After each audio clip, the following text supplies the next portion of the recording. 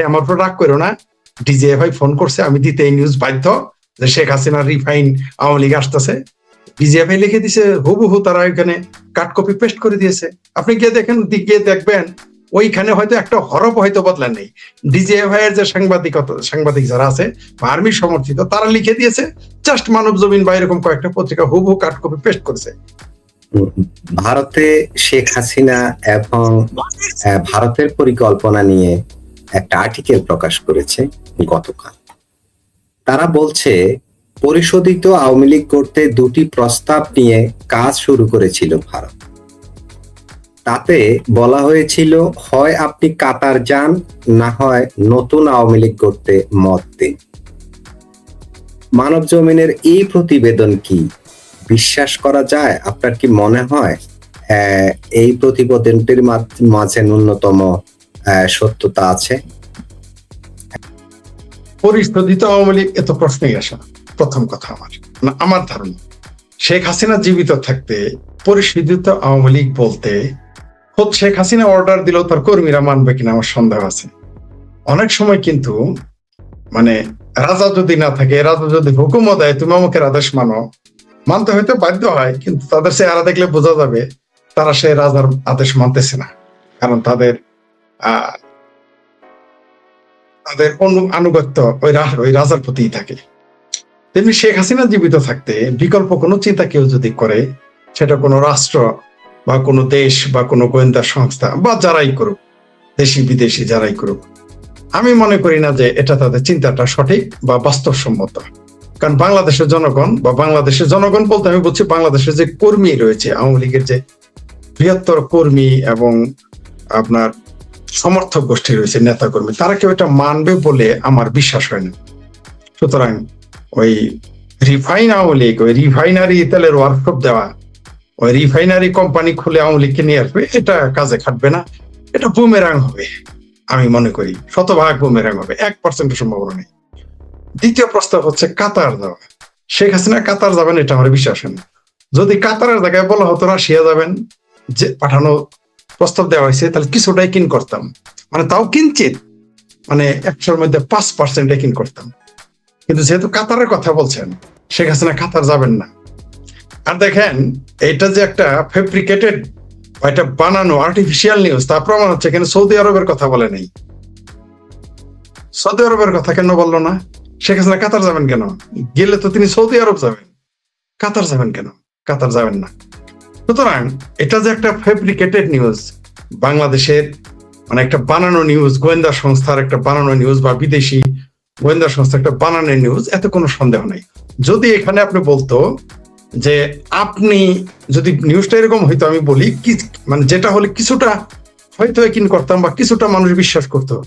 যদি বলা হতো আপনি অনুমতি দেবেন নতুন কোন সংগঠন করতে, যেখানে আপনি সুপ্রিম লিডার থাকবেন, আপনি দায়িত্ব দিবেন কাউকে ভারপ্রাপ্ত, এভাবে যদি কথা হতো তাহলে কিঞ্চিত সম্ভাবনা ছিল, তারপর সম্ভাবনা কিঞ্চিত। অথবা যদি বলা হতো যে আপনি থাকবেন না সজীব ওয়াজেদ জয়কে, অথবা আপনি থাকবেন না সেখানে আপনার বোন রেহানা সেখানে দায়িত্বপ্রাপ্ত হবে, এইরকম কিছু যদি বলতো কিঞ্চিত সম্ভাবনা ছিল, কিঞ্চিত 50-50, বা আপনি 50-50 ধরতেন। রেহানার ব্যাপারে কিঞ্চিত 20%, সজীব ওয়াজেদ জয়ের কথা বলে সেখানে 50-50 একটা সম্ভাবনা ছিল, কর্মীরা মেনে নিত।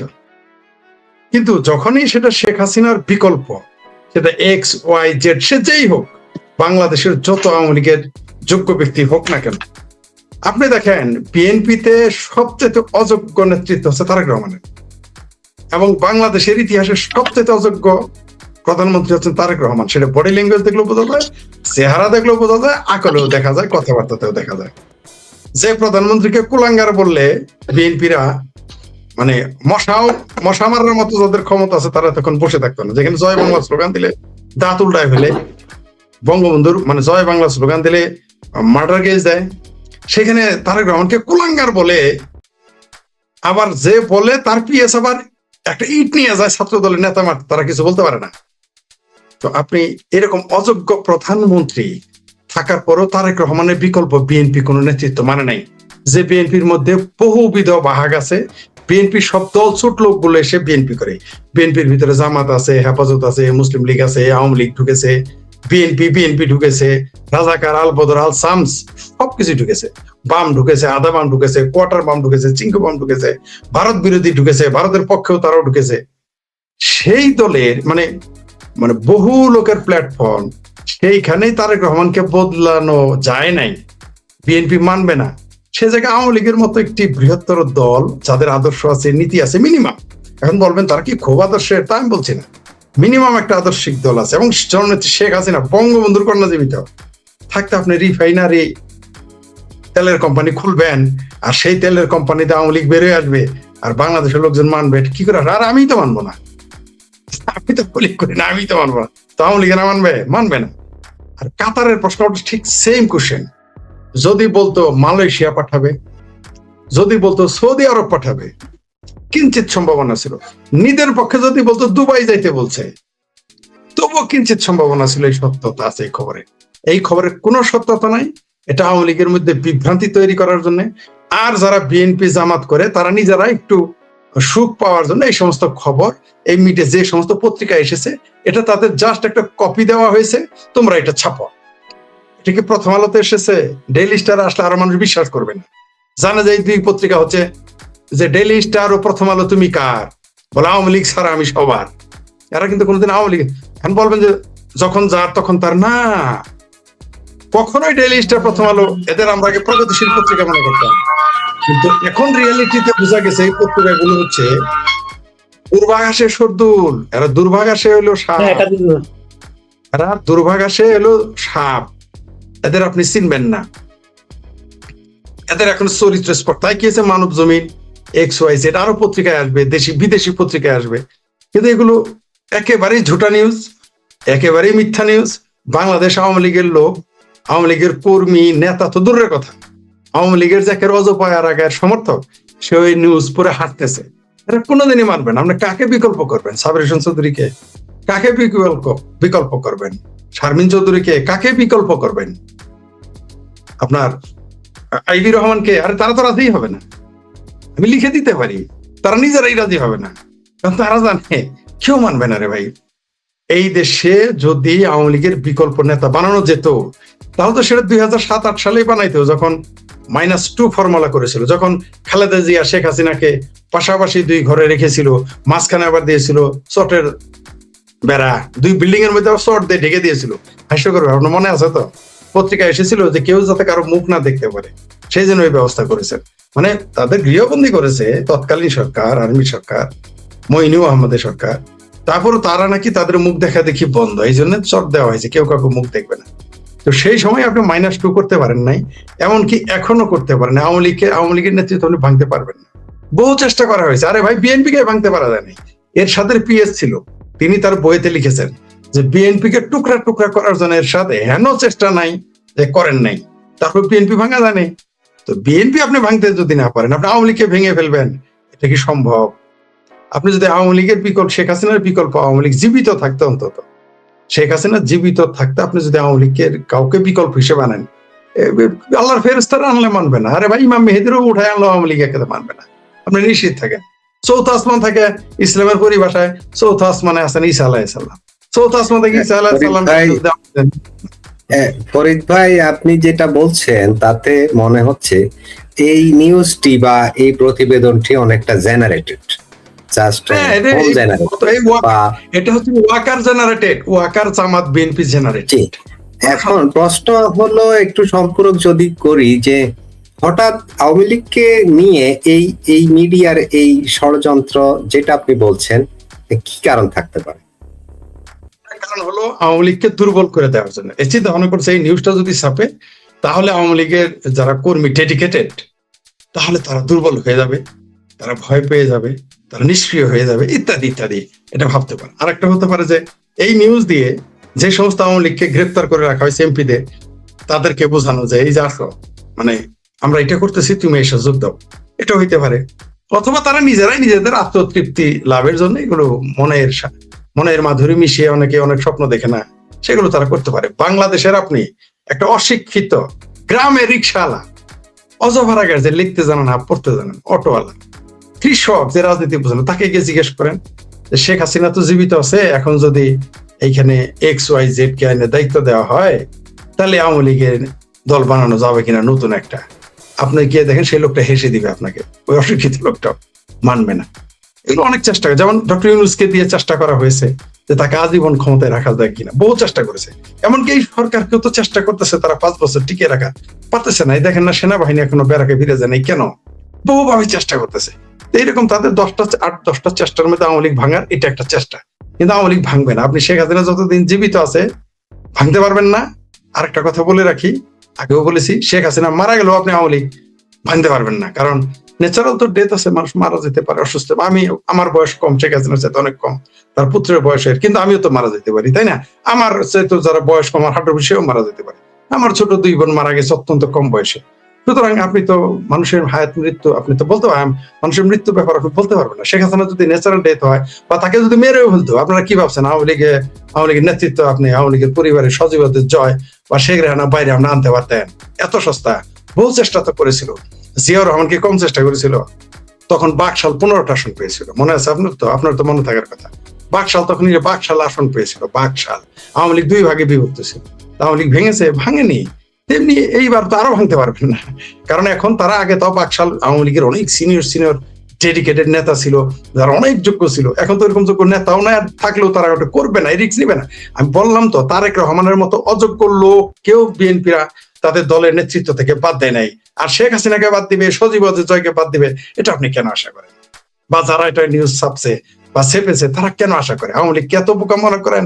আওয়ামী লীগের কর্মীদের, আপনারা আওয়ামী লীগের নেতা কর্মী সমর্থক কি এতই বোকা? এত বোকাও না, এত ভীরুও নয়। বরং সেনাবাহিনী মার্কেটে রেখে, সেনাবাহিনী ব্যারাকে না ফিরিয়ে নিয়ে গিয়ে প্রমাণ করে দিয়েছে যে ওয়াকার সাহেব ভীত, জামাতের আমির ভীত, আমার ভাবির পোলারা ভীত সন্ত্রস্ত, খোদ তারেক রহমান ভীত সন্ত্রস্ত। কারো মুখ দিয়ে মুরদে কুলাইতেছে না বলতে যে সেনাবাহিনী কেন বেরাকে, তারেক রহমানের মুরদে কুলাইতেছে না। এই বিরোধী দল গণতন্ত্রের জন্য এক একজনের গলা ফেটে গেল, গলা শুকে গেল। গণতন্ত্রের জন্য আমার ভাবির পোলারা, জামাত, চিঙ্কু বামেরা হাই হুসেন করলো গণতন্ত্রের জন্য। এখন সেনাবাহিনীকে বেরাকে ফিরে যেতে দেয় না। আওয়ামী লীগের পুলিশ মাঠে থাকলে গণতন্ত্র খতরে পড়ে যায়। কিন্তু জামাত, বিএনপি, ভাবির পোলাদের, চিঙ্কু বামদের জোটের সেনাবাহিনী উইথ ম্যাজিস্ট্রেসি পাওয়ার নিয়ে দেশের মাঠে থাকলে গণতন্ত্র খতরে যায় না। এখন চিঙ্কু বাম, ফরদ মাজহার, আনু মোহাম্মদের, তারপর ওই যে আপনার আর একটা কি আছে, ফটোগ্রাফার শহীদুলের সমস্যা না, তার বিবি সাহেবদের সমস্যা, কারণ এখন আওয়ামী লীগ ক্ষমতা নেই। তো এখন গণতন্ত্র দরকার নাই, সেনাবাহিনী মাঠে থাকলেও সমস্যা নেই। পাবলিক এগুলো বুঝে, ওই সমস্ত ভুয়া খবর থোড়াই কেয়ার করে বাংলাদেশের মানুষ বা বিষয়টাকে গ্রহণই করবেন। জি, ধন্যবাদ। একমত। আমার ধারণা যারা রাজনীতির স্তরে ক বুঝে, তারাও রফিক ভুইয়ার সাথে একমত হবেন এই ব্যাপারে। এটা একেবারেই রাজনীতির একেবারেই প্রাইমারি লেভেলের যার জ্ঞান আছে তিনিও এটা বলবেন। যদি এটা কেউ না বলে তাহলে ভাববেন যে সে জানে না, তা না, কারণ জেনে হয়তো মিথ্যা কথা বলবে, ঠিক আছে? সেটা জেনে হয়তো মিথ্যা কথা, জেনে শুনে যদি মিথ্যা কথা বলে আমাদের কিছু করার নেই, কিন্তু এটাই সত্য। আর আপনি দেখছেন এই পাশাপাশি নিউজটা দেওয়াতে মানব জমিনে আরেকটা জিনিস কিন্তু ফুটে উঠেছে, দর্শকদের কাছে কিন্তু মানব জমিন একটা মেসেজ দিয়েছে, হিডেন মেসেজ। কারণ আমার তো অনেক সাংবাদিক বন্ধু বান্ধব, তারপরে সাংবাদিকতার অধ্যাপকের সাথে তো আমার পরিচয় আছে, নিজেও একটু একদা সাংবাদিকতার সাথে কোনো না কোনো ভাবে জড়িত ছিলাম। তো এই যে এখানে একটা মেসেজ দিয়েছে, হিডেন মেসেজ, ভাই আমার উপর রাগ করো না, ডিজিএফআই ফোন করছে, আমি দিতে এই নিউজ বাধ্য যে শেখ হাসিনা রিফাইন আওয়ামী লীগ আসতেছে। কারণ আপনি জানেনই তো যে 2008-এ বাংলাদেশের সকল পত্রিকা, নিউ এজ ব্যতীত সকল পত্রিকা ডিজিএফআই যা বলতো তাই ছাপতো, পরে তারা স্বীকার করেছে। আর এখন তো সব পত্রিকায় ডিজিএফআই এর হুকুমের চলে আর বসে। ডিজিএফআই লিখে দিছে হুবহু, তারা এখানে কাট কপি পেস্ট করে দিয়েছে। আপনি গিয়ে দেখবেন ওইখানে হয়তো একটা হরফ হয়তো বদলান নেই। ডিজিএফআই এর যে সাংবাদিক যারা আছে আর্মি সমর্থিত, তারা লিখে দিয়েছে, জাস্ট মানব জমিন বা এরকম কয়েকটা পত্রিকা হুবহু কাট কপি পেস্ট করেছে, একটু ঘুরিয়ে পেঁচিয়ে, এর বাইরে না। আমি একটু পড়েছি নিউজগুলো, আমি বললাম তো আপনাকে। আপনি দেখেন সৌদি আরব, শেখ হাসিনা কেন কাতার যাবে? কাতার যাওয়ার কারণটা কি? কাতার যাওয়ার তো কোনো কারণই নাই। কাতার হচ্ছে জিহাদিদের হলো সেন্টার। আপনাদের একটা তথ্য দেই, ওহাবিজম যে প্রচার হয় সৌদি আরব থেকে না, কাতার থেকে হয়। শেখ হাসিনা তো ওহাবিপন্থী নয়, ওইখানে যাবে কেন? ওইখানে আল জাজিরা আছে, ওইখানে তো আরো যাবে না শেখ হাসিনা। দ্বিতীয়, তার জন্য মধ্যপ্রাচ্যের সকল দেশীয় নিরাপদ। যদি দুবাই আর সৌদি আরব বলতো তাও কিছুটা বিশ্বাস করতাম। অথবা রাশিয়া এখানে খবরে দেখেন যে খবরটা বানিয়ে সরকার আমার কাছে যদি লিখে নিত, আমার কাছে বলতো শেখ ফরিদ সাহেব একটা নিউজ লিখে দেন এরকম আওয়ামী লীগ রিফাইন, সুন্দর করে আমি লিখে দিতাম, যেটা মানুষ বিশ্বাস করতো। যেমন আমি লিখতাম শেখ হাসিনাকে রাশিয়া যাওয়ার প্রস্তাব দেওয়া হয়েছে, এটা বললে কিন্তু আমি বলতাম আপনাকে 50-50। আমি কিন্তু বলতাম যে না, এটা যেমন এখন বলতো চ্যালেঞ্জ করলাম এটা ভুয়া নিউজ, এটা সম্ভবত রফিক সাহেব বলতো কিঞ্চিত সত্যতা আছে, মানতাম যে রাশিয়ার কথা। কিন্তু যেহেতু বলেছে ইভেন আমেরিকার কথা বললো আমি 1% হলে বিশ্বাস করতাম। বলেছে কাতার, এটা বিশ্বাসযোগ্যই নয়, এটা বিশ্বাসযোগ্যই নয়। আর শেখ হাসিনা কেন, যে মানুষটা আমেরিকার শর্তের না মেনে ক্ষমতা ছাড়া হয়ে গেলেন, দেশের প্রাইম মিনিস্টার পদ ছেড়ে দিলেন কথা শুনবেন না বলে, অর্থাৎ তিনি আপোষ করবেন না বলে। যেমন আমরা আপোষ করি নাই বলে আজকে ঘর ছাড়া, আত্মগোপনে আছি, পরিবার ছাড়া, সন্তান ছাড়া, আত্মীয় স্বজন ছাড়া, বন্ধু বান্ধব ছাড়া, দেশ ছাড়া আত্মগোপনে থাকতে হয়। আমি কি আপনার কাছে সিম্পল বিষয়ে আপোষ করবো? এটা হয়? তাহলে আমি শেখ করে যদি আপোষ না করি, বঙ্গবন্ধুর কন্যা শেখ হাসিনা প্রধানমন্ত্রী তো ছেড়ে দিলেন, আপোষ করলেন না, আর দলের প্রধান নিয়ে তিনি আপোষ করবেন? এটা হতে পারে?